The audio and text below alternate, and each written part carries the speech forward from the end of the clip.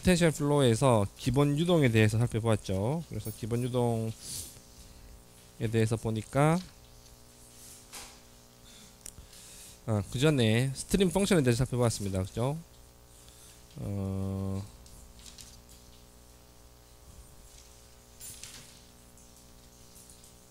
스트림 펑션의 성질에 대해서 살펴봤는데, 스트림 펑션은 스트림 펑션의 값이 일정한 라인들이 스트림 라인이고, 두 스트림 펑션 사이의 유량은 그 스트림 펑션 값의 차이와 같다.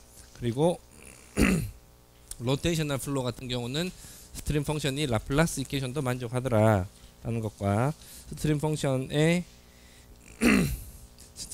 값이 일정한 라인들, 즉 스트림 라인들하고 벨로시티 포텐셜이 일정한 라인들하고는 서로 교차한 수직한 관계가 있더라 라는 걸 배웠습니다. 그래서 베이직 플로우에 대해서는 이제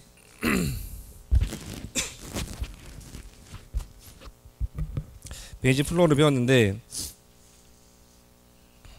유니폼 플로우 먼저 배우고, 그 다음에 소스 싱크 등에 대해서 배웠죠. 그래서 기본적으로 벨로시티 포텐셜이 있으면 그거 포텐셜이 나타내는 플로우가 뭔지 살펴보는 과정에서 유니폼 플로우도 알게 되었고, 소스 플로우도 알게 되었고, 그것을 대표하는 스트림 펑션도 우리가 구해보았습니다. 또한 이들을 합성을 해서 제3의 유동이 어떻게 되는지 또 살펴보았죠. 그리고 볼텍스에 대해서도 배웠습니다. 이로테이셔널 볼텍스, 단순 와동을 배웠는데, 단순 와동 같은 경우는 원점을 제외한 모든 지점에서 이로테이셔널을 하고, 그 유체 엘리먼트가 변형함에도 불구하고 넷 시어 폴스가 0이 되어서 얘는 인비시드 유동으로 볼 수 있다 라는 특징이 있었었고, 그 다음에 서큘레이션 입장에서 봤었을 때, 서큘레이션 같은 경우는 원점을 포함하는 폐곡선이 있으면 원점이 무한대의 이 볼티시티를 가지기 때문에 그로 인해서 유한한 크기의 서큘레이션이 존재를 하더라 라는 거고, 원점을 포함하지 않는 어떤 형태의 폐곡선에 대해서도 이로테이셔널 볼텍스에 대해서는 서큘레이션의 값이 0이 되더라 라는 걸 배웠습니다. 그리고 포텐셜 플로우는 아니지만 볼텍스 유동의 대표적인 예로서 솔리드 바디 로테이션도 살펴보았죠. 그래서 마치 솔리드 디스크처럼 이렇게 리볼빙 하는 플로우에 대해서 살펴보았는데, 이 경우는 이 로테이셔널 볼텍스와 어떻게 다른지 여러분들이 구체적으로 잘 아셔야 됩니다. 그래서 이것도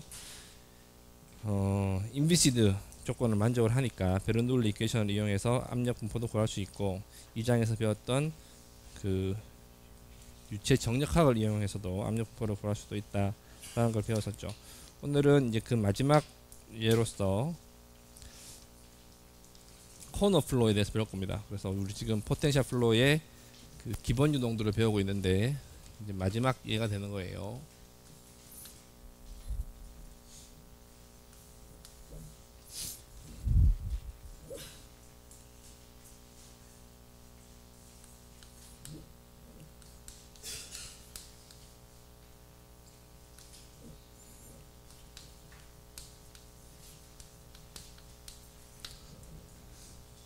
내가 중간고사 어디서 본다고 알려줬어요? 안 알려줬어요. 중간고사는 저기 나중에 이메일로 공지하겠습니다.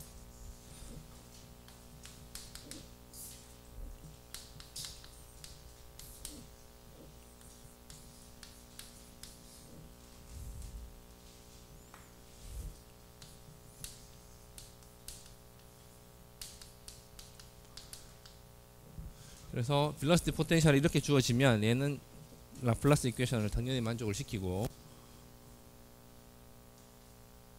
이 벨로시티 포텐셜의 대표한 유동은 코너 내지는 웨지 플로우가 되는 겁니다. 왜 그런지 한번 보도록 하죠. 속도 분포를 구해보게 되면 VR은 dpdr로 주어지니까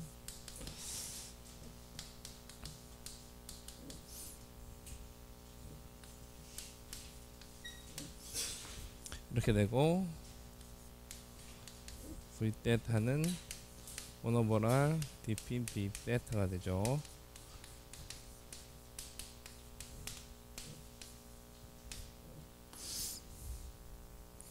이렇게 주어집니다. 그리고 이것으로부터 스트림 펑션을 구해보게 되면, 스트림 펑션은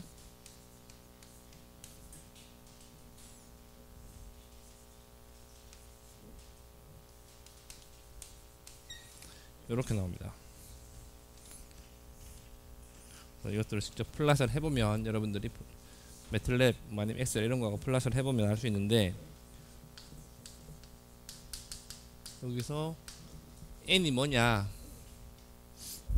n은 코너나 웨지의 앵글하고 관계가 있어요.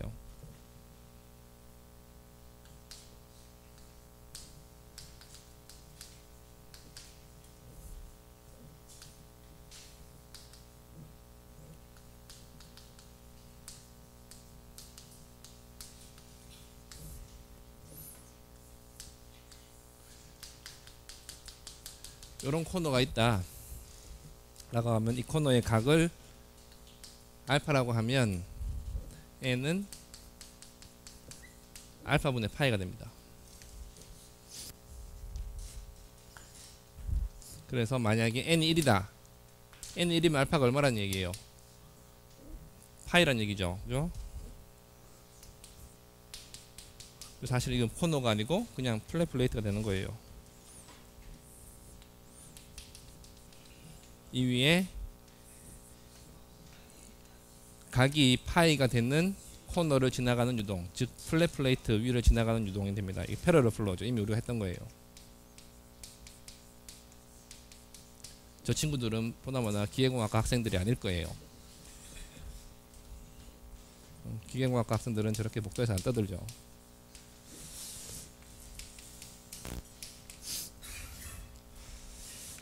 그래서 n이 1일 때 대입을 해보면 이게 패러럴 플로우가 된다 했는데, 우리 처음 입었던 거랑 다르지 않느냐, 걔를 폴라 코디네이트에 대해 살펴보게 되면 저렇게 나온다는 거예요. 우리 지금 폴라 코디네이트니까 n이 1보다 크면, 즉 알파가 파이보다 작으면 컨케이브 코너죠.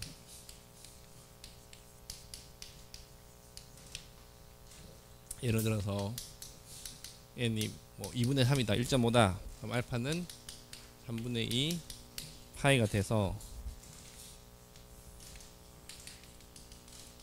이런 코너입니다. 이런 코너를 이렇게 지나가는 그런 유동이 될 거예요.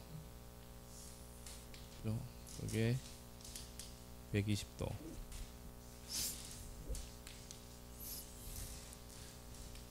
예를 들어서 n이 2다, 그럼 알파는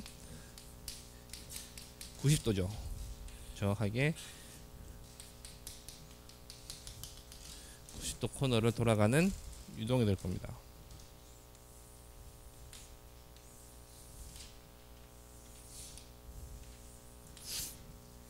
이런 90도 코너로 돌아가는 유동이 뭐냐, 아주 대형 빌딩이 있다, 뭐 63 빌딩이 있다,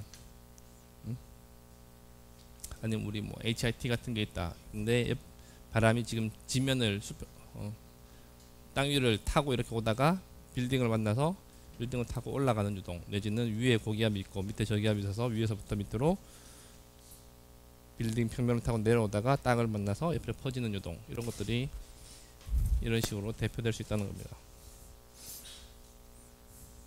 우리가 공부하고 있는 거는 지금 포텐셜 플로우, 그죠? 인비시드 플로우죠. 그렇기 때문에 이런 벽면이 있어도 이런 벽면에서 노슬릭 컨디션이 일어나는 게 아니고 슬릭 컨디션이 일어난다라고 가정을 하고 지금 우리가 접근을 하는 거예요.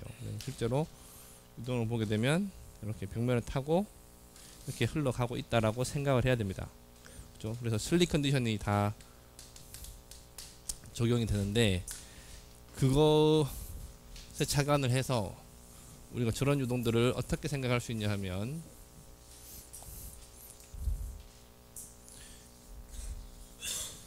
여기에 이렇게 벽면이 있다라고 생각할 수도 있고, 벽면이 아니고 슬릭 컨디션이니까 여기 벽면이 아니고 여기 똑같은 유동이 하나 더 있는 거예요. 여기 120도고 여기 요런 유동이 하나 더 있는 거예요. 그죠? 그래서 아래 위 상하 대칭인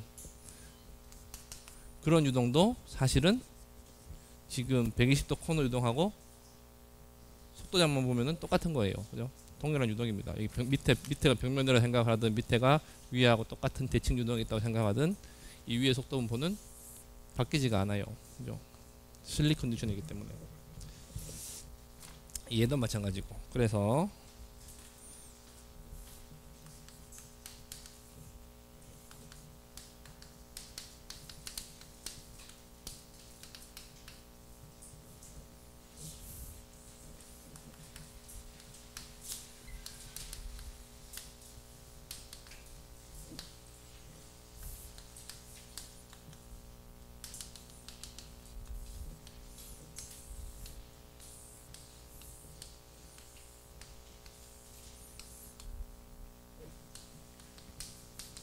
얘도 n이 2분의 3일 때 쟤도 대표할 수 있는 유동이 된다는 거예요. 저게 웨지죠. 이거는 코너 유동이고 저 웨지 유동이에요. 웨지는 뾰족한 거고 벽면이 뾰족한 거고 코너는 안에 공간이 뾰족한 거고, 그죠? 그래서 코너나 웨지나 뭐 다른 유동이 아니라 사실 똑같은 유동입니다.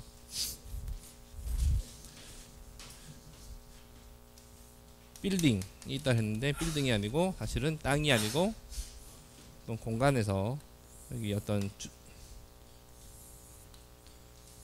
대칭 축이 있어서 이 대칭 축을 중심으로 아래 위로 똑같은 유동이 존재한다. 지난 시간에 했었었죠, 그죠? 스태그네이션 포인트 플로우.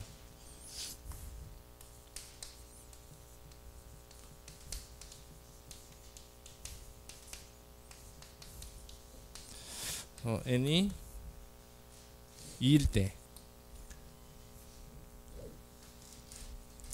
저런 유동도 대표할 수 있는 거예요.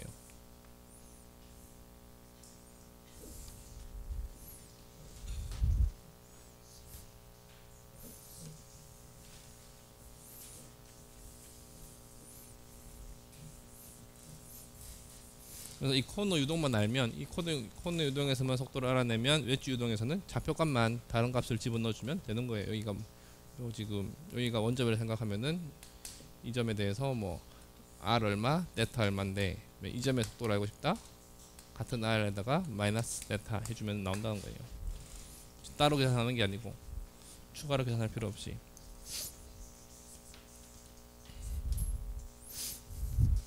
이번에는 n이 1보다 작을 때 알파가 파이보다 클 때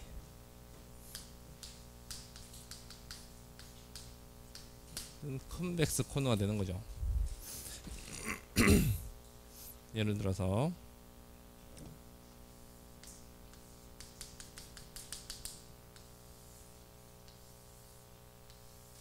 이런 유동이 될 거예요. 알파가 파이보다 크면 얘가 알파니까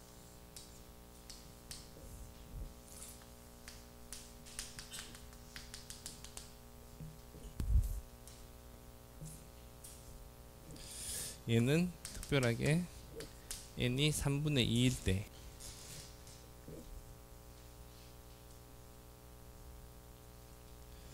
n이 3분의 1 때를 보게 되면 90도 꺾입니다. 그래서 유동이 이렇게 됩니다. 이런 유동이 됩니다. 그 다음에 n이 2분의 1일 때 어떻게 되느냐, n이 2분의 1이면은 알파가 2파이죠. 360도 돌아가는 거예요. 여기가 360도 돌아가는 거예요.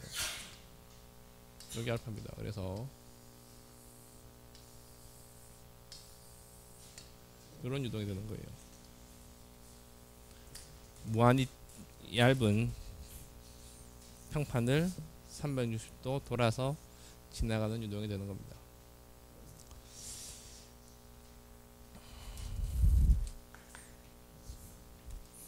이 중에서 n이 3분의 2일 때, 즉 직각 코너일 때를 보도록 하죠.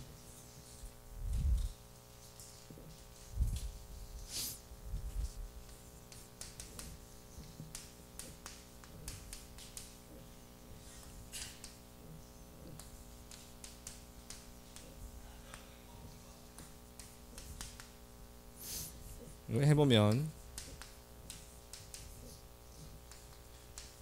스트림 펑션도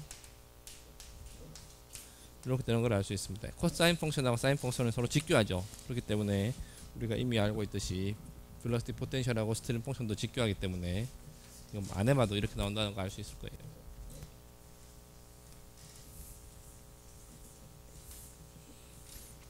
그래서 잘 모르겠는 사람은 직접 한번 해보세요. 지난주에 잘했던 것과 마찬가지로 스트림 펑션을 직접 한번 구해보세요. 속도는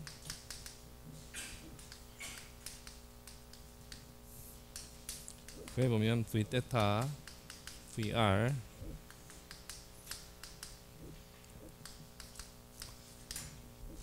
이렇게 주어집니다. 그래서 어떤 값을 대입하든 내가 관심 있는 위치에 r 값하고 데타 값을 대입을 하면 속도를 알 수 있는데, 문제는 r이 0으로 수렴할 때, 즉 원점에 가까워질 때, 여기서 원점은 대로 좌표축을 잡기를 다 여기 꼭지점에서 원점을 잡았습니다. 요런 좌표축을 잡았는데, 원점을 잡았는데, 이 원점에 가까워지게 되면 n이 3분의 2인 경우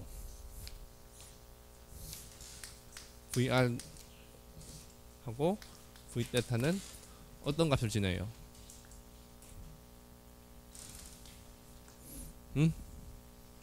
이거 둘 다 무한대로 가죠. 그죠? 물리에서 어떤 무한대라고 하는 그런 값이 존재할 수 있느냐? 존재할 수 없습니다. 그건 물리적인 현상이 아니죠. 수학적으로 이렇게 무한대가 나온다는 얘기는 물리적으로 타당하지 않다는 얘기예요. 그 말은 뭐냐면 우리 가정이 틀렸다는 거예요. R이 0으로 수렴하게 되면 더 이상 얘는 포텐셜 유동이 아니다라는 거예요. 그래서 이 유동을 보게 되면 벽면에서 멀리 떨어진 지점에서는 속도가 여기서 주어지는 요 속도 분포를 따라서 이렇게 쭉 올 거예요. 잘 옵니다. 오는데 이제 벽면에 가까워지게 되면은 벽면 근처에서는 항상 비스코스 이펙트가 지배적으로 나타난다 그랬죠. 그걸 무시할 수 없다 그랬었습니다. 근데 우리는 그걸 무시하고 심지어 벽면을 따라서도 이렇게 슬릭 컨디션을 부여를 했었죠. 그러니까 그것이 극대화되는 꼭지점에서는 말이 안 되는 속도가 나올 수밖에 없는 거예요. 그럼 실제로 어떻게 되느냐?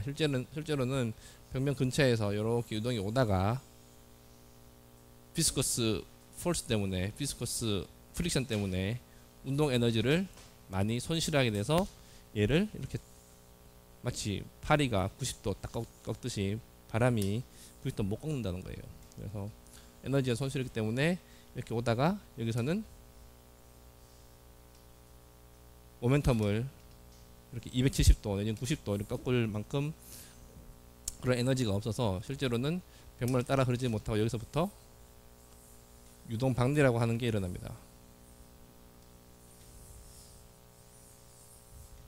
그래서 유동 방대가 일어나게 되면 저런 이게 와동이에요. 여러분들이 배웠던 솔리드 바디 로테이션, 뭐 이로테이셔널 볼텍스 같은 것들이 다 이렇게 요 안에서 존재하게 되는 와동인데, 이런 볼텍스 플로우들이 많이 발생하게 되는 이런 영역은 비스코스 영역이에요. 얘들은 기본적으로 비스코스한 리전이 되고, 여기서는 누가 뭐라 그래도 포텐셜 플로우는 성립이 안 된다는 거예요. 내가 아무리 가정을 하고 싶어도 수학적으로는 가정할 수 있겠으나 물리적으로는 인비시드 플로우가 될 수가 없다는 겁니다. 그래서 이렇게 벽면을 잘 따라오다가 벽면에서 벽면을 따라오지 못하고 벽면에서 분리되는 것, 이것을 유동 방리, 유동 분리, 영어로는 플로우 세퍼레이션 이렇게 얘기합니다.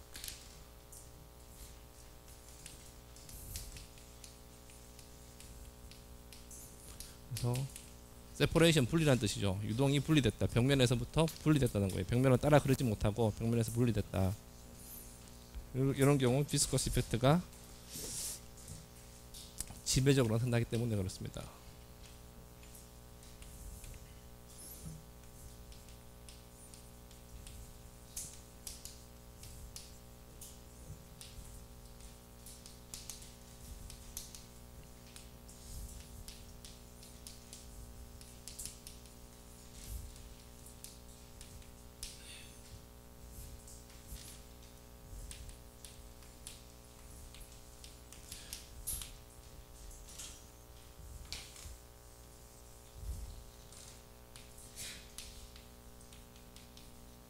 그래서 여기서는 포텐셜 솔루션을 적용하면 안 됩니다.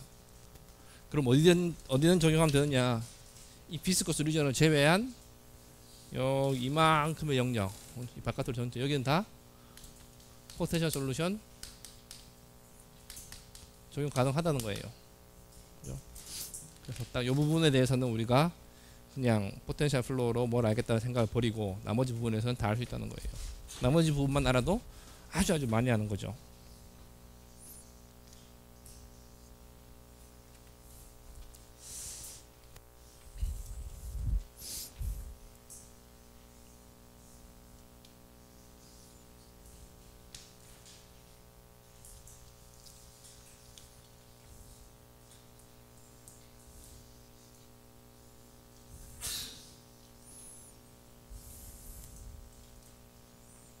질문 있으면 하세요. 예.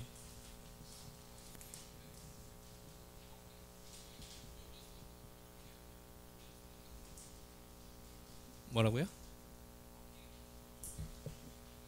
예. 아까 전에 알파를 이렇게 했잖아요. 맨 처음에 시작할 때 알파 정의를 여기서부터 도는 게 알파라고 했었잖아요. 그죠? 음.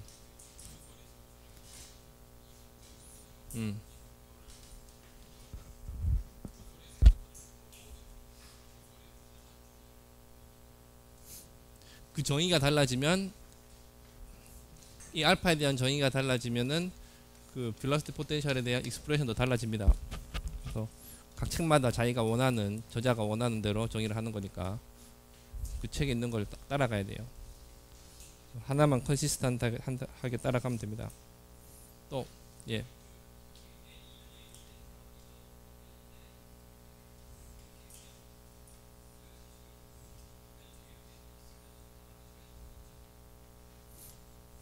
얘도 마찬가지죠. 이게 지금 90도도 못 돌아가는데 360도는 더더욱 못 돌아가겠죠. 그죠? 그 포텐셜 플로우에 의하면 이렇게 돌아가야 되는 게 맞지만은 실제로는 이렇게 안 일어난다는 거예요.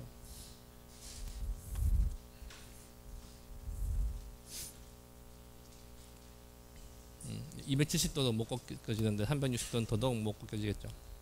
또 예.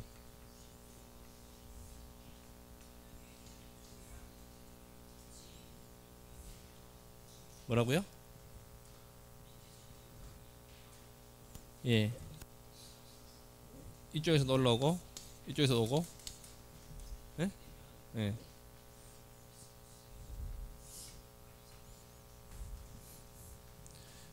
이 두 가지가 합성이 되면 어떻게 되느냐? 좋은 질문입니다. 그건 직접 한번 해보세요.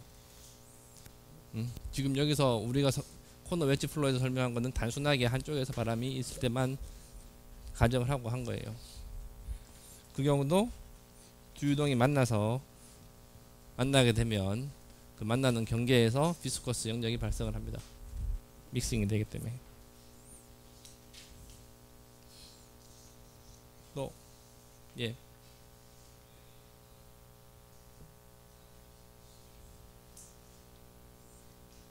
n이 1보다 작으면 항상 비스코스한 영역이 생기냐? 응? 여기서는 n이 1보다 작고 안 작고 상관없이 항상 비스코스한 영역은 있는 거죠. 그죠? 포텐셜 플로우에서 솔리드 벽면에 있으면 항상 비스코스한 영역은 있는 겁니다. n이 1보다 작으면 있는 게 아니고. 그죠? 근데 세퍼레이션이 생기느냐? 비스코스한 영역 항상 있는 거고 세퍼레이션은 그럼 언제 있느냐? 이 각도에 따라 달라집니다. 이 각도가 얼마만큼 커지느냐, 그리고 여기서 바람이 들어오는 세기에 따라서 세퍼레이션이 있을 수도 있고 없을 수도 있어요. 그까지는 신경 안 써도 됩니다, 여러분들은. 또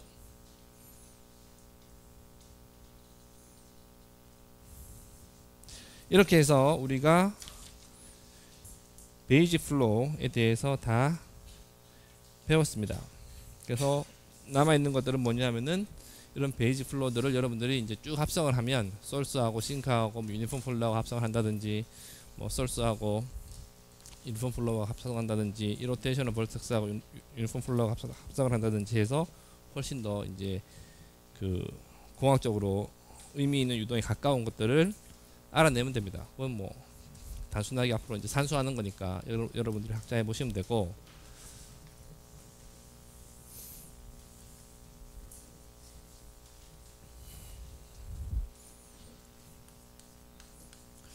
지금까지는 다 속도만 알아보았죠. 기본 유동을 갖고 속도장이 어떻게 되는지 알아보았는데, 유체역학에서는 속도와 프레셔가 동등하게 중요하죠. 프레셔도 알아야 됩니다. 그래서 프레셔는 어떻게 할 수 있느냐.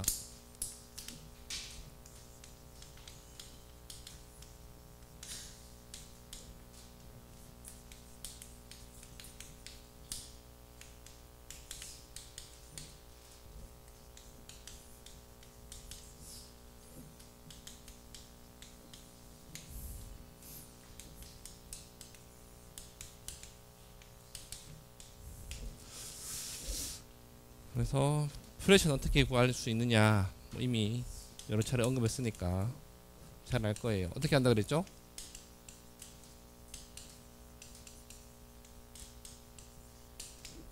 응? 프레셔는 어떻게 구한다 했죠? 그렇죠. 베르놀리 이퀘이션을 이용한다 그랬죠. 내가 이제 뭐 물었던 거에 대해 베르놀리라는 생각이 머릿속에 안 떠올랐던 학생들은 정말 수업 시간에 집중을 안 하는 거예요. 내가 이거를 한 10번은 넘게 이야기했을 텐데, 그것도 최근 한 3-4번의 수업 동안에.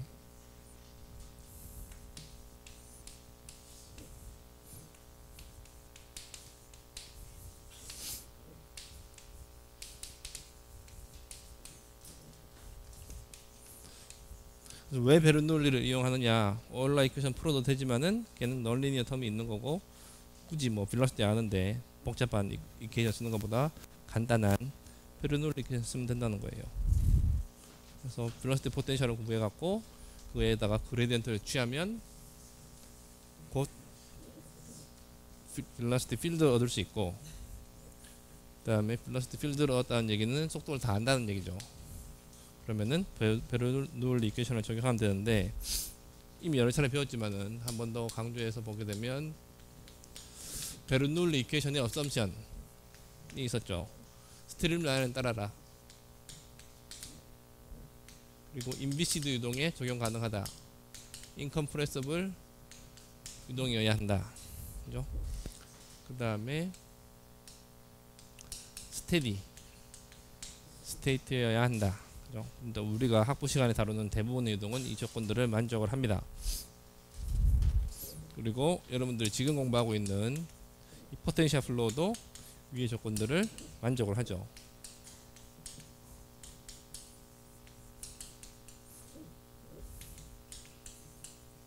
근데 거기다가 포텐셜 플로우는 이 로테이션을 하다는 조건까지 들어가 있습니다.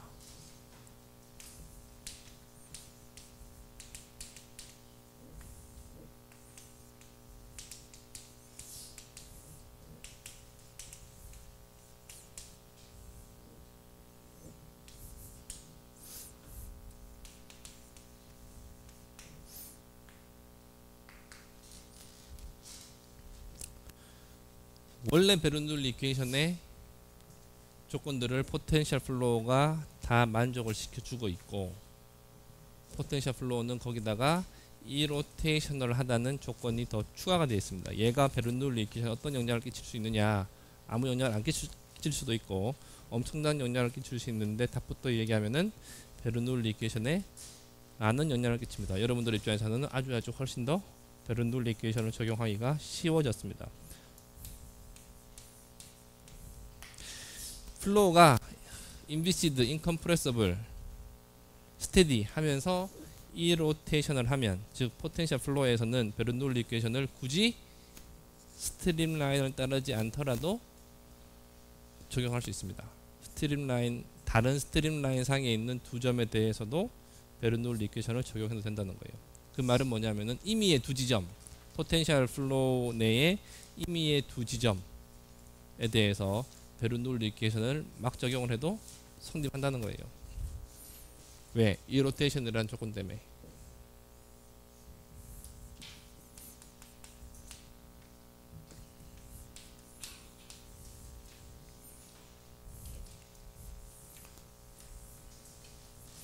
재밌죠? 이 로테이션을 조건에 들어가면 왜 그렇게 될까? 그죠?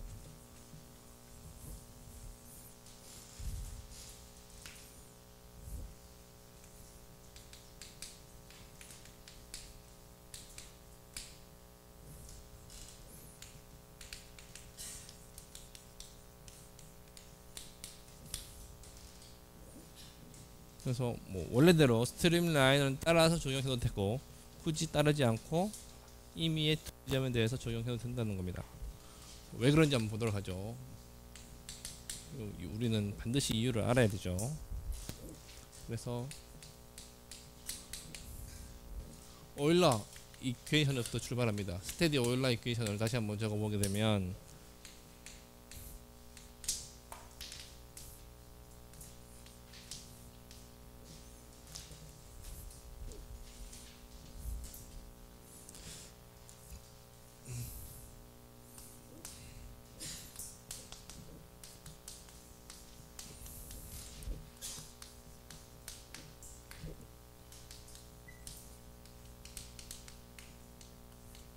여기 P는 그래비티 포텐셜 P예요. 오일러 이퀘이션에 들어가 있는 P는 그래비티죠.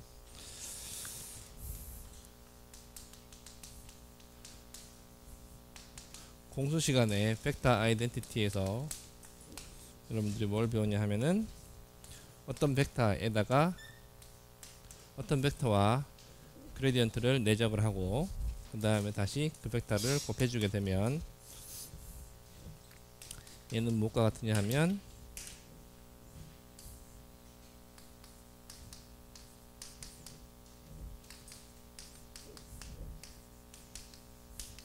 이렇게 됩니다.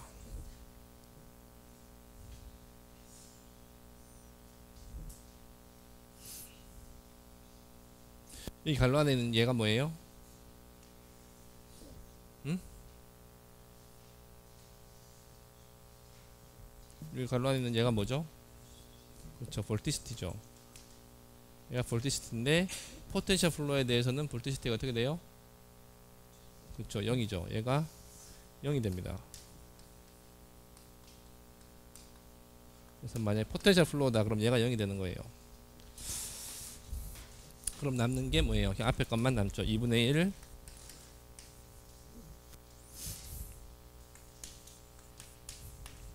이렇게 되는 거죠.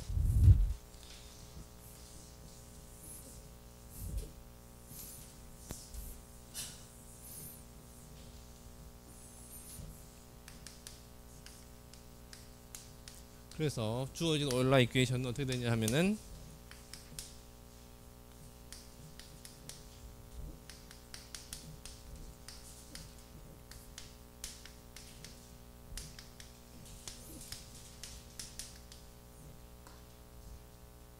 얘만 남습니다. 왜냐하면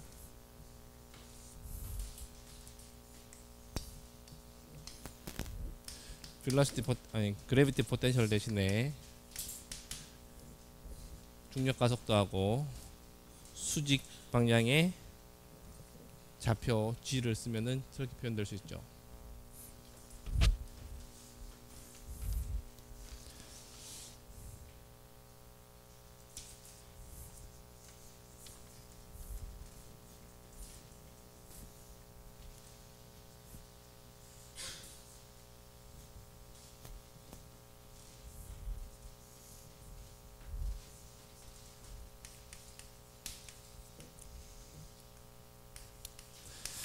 이 이퀘이션에다가 임의의 패드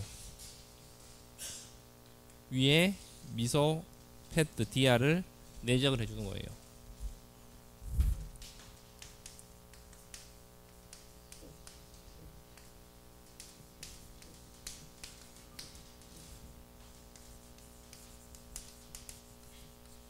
그래서 뭐 dr이 뭐 특별히 뭐 스트림 라인 따른다든지 이런 게 아니고 그냥 임의의 패드입니다.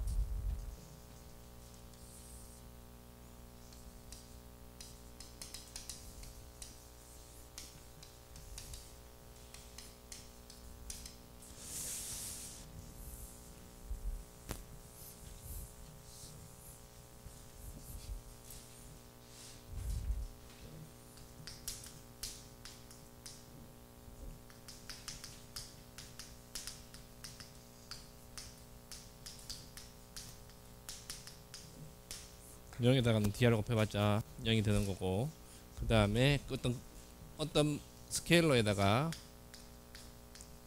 그레디언트 한 다음에 또 dr을 하게 되면 그거는 그냥 그 스케일러 양을 미분한 거죠. dr 방향의 그 스케일러 양의 변화값이 되는 겁니다. 그죠? 그래서 그레디언트는 어떤 단위 거리당 어떤 물리량이 변하는 거고, 거기에다 다시 단위 거리를 곱해준 거니까 결국은 그냥 스케일러 양의 변화량이 되는 거예요. 그래서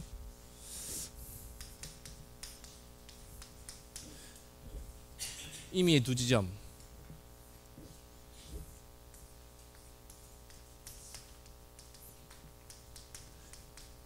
그 dr이 연장된 임의의 두 지점, 여기가 1번 지점, 여기가 2번 지점에 대해서 위의 식을 이제 적분하는 겁니다. 적분하게 되면 올라이크는 적분하게 되면 얘가 남죠.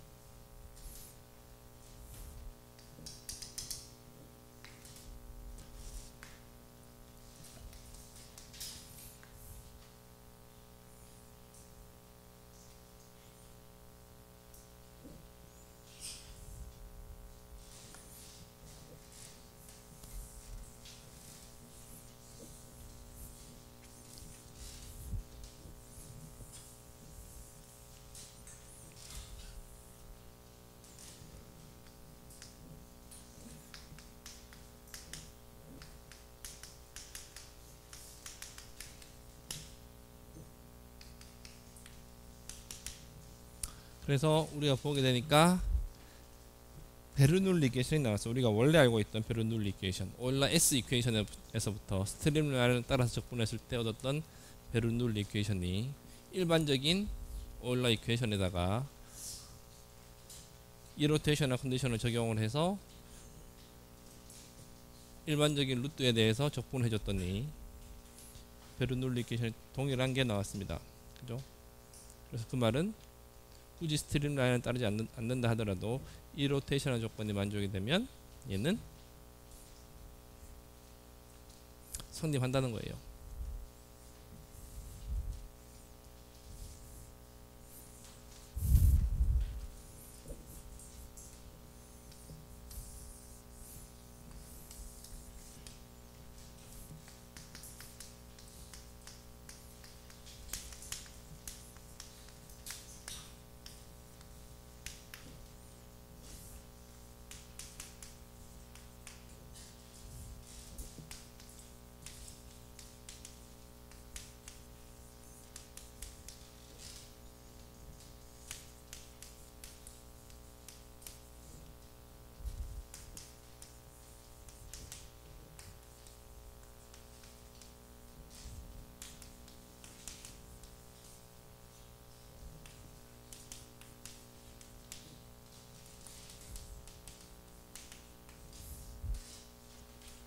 그래서 우리가 velocity potential로부터 속도를 얻고 난 다음에 포텐셜 유동에서 프레셔를 얻고자 한다면은 어느 한 지점의 프레셔만 내가 알고 있으면 나머지 모든 지점의 프레셔에 대해서는 베르놀 이퀘이션 적용해서 알아낼 수 있다는 겁니다.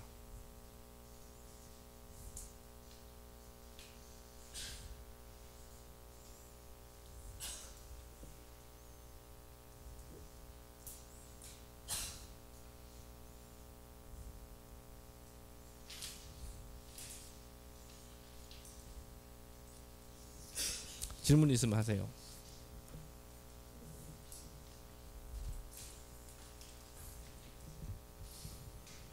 예.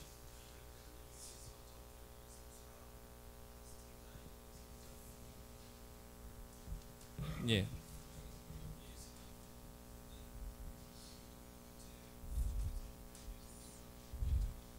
그렇죠. 그 얘기죠.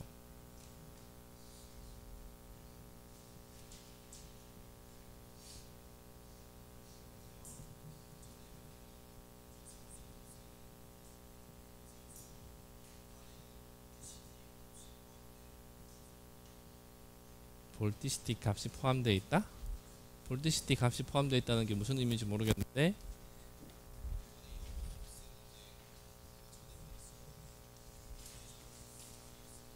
예.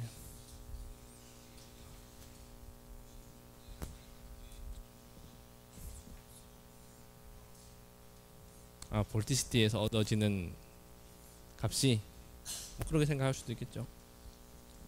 예.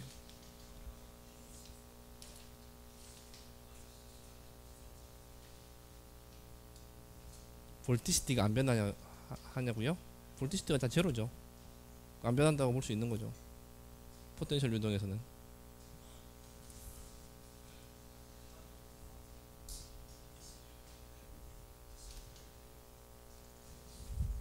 그렇죠. 볼티시티가 그 스트림 상에서는 일정하다고 보는 거죠. 또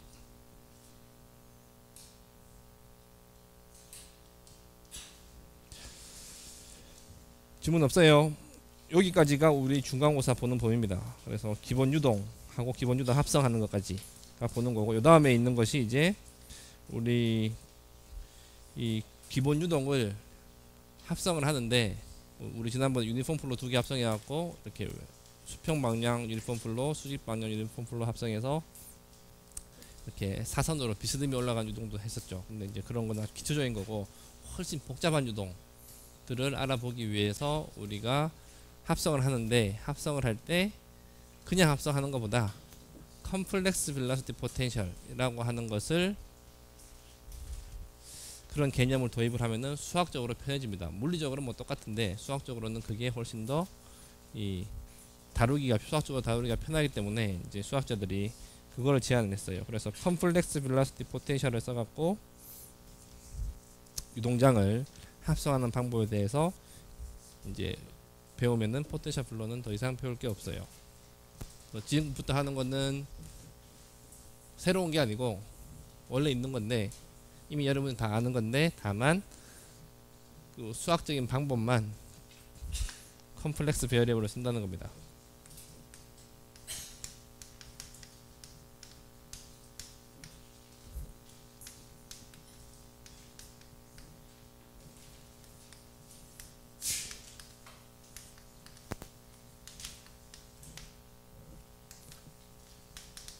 그래서 컴플렉스 벨로시티, 컴플렉스 넘버 같은 것들은 다 잘 아시죠.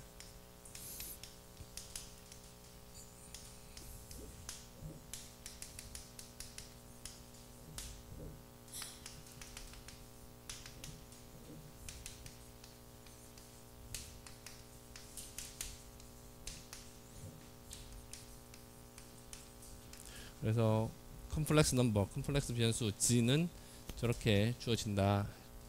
x와 y에 대해서, r하고 θ에 대해서 이런 식으로 표현할 수 있다. 이미지너리 코디네이트, 리얼 코디네이트, 이미지너리 엑시스, 리얼 엑시스에 대해서 이렇게 보게 되면 어느 한 점이 주어지면 그 점까지의 거리를 r이라고 하면 각은 θ라고 보고, 얘가 x, 얘는 i, y가 되는 거죠. 그죠? 그래서 여기서 r은 x 제곱 더하기 y 제곱 이렇게 되는 거죠.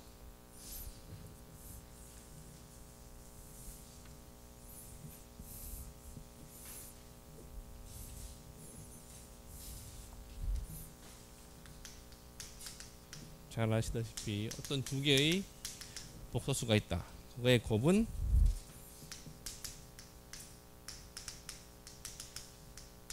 이렇게 주어지죠.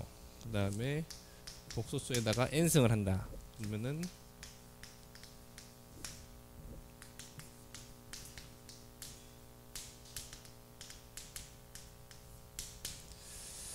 이렇게 줄 수 있고, 공의 복소수 이렇게 적어줄 수 있죠. 공의 복소수와 원래의 복소수의 곱은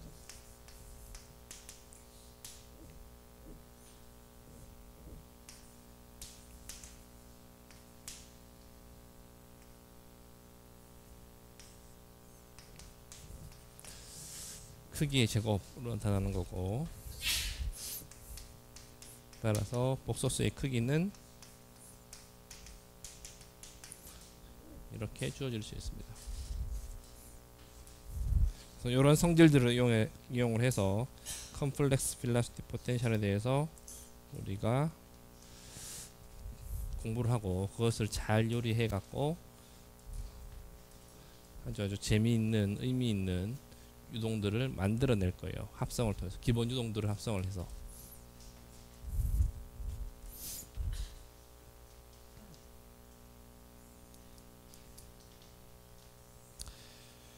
이 컴플렉스 벨로시티 포텐셜에 대한 것은 중간고사 범위 안 들어가니까 중간고사 끝나고 보도록 하겠습니다.